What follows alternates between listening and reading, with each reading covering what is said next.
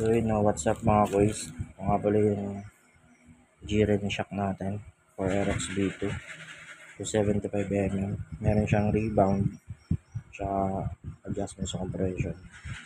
So yung kasama sa packaging, yung dalawang set ng bushing na to, pero hindi siya for RX B2.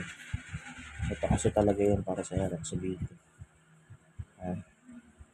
Sa mga B1 to or NMAX or ano, hindi ko sure eh. Pero pag kinabit mo kasi yan, sumisikip na siya.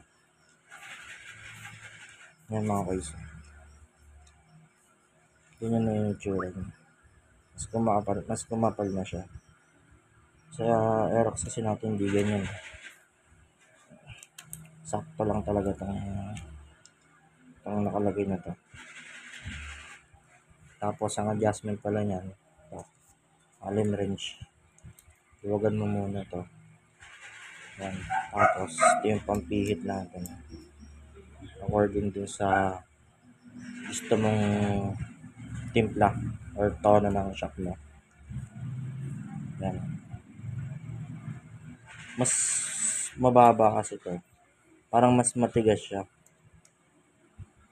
So yun, pero ito nakaset muna ito ng ano, kung ano siya nung na-receive natin. Tapos dito sa may rebound, 17 yung click nito. 17 adjustment siya.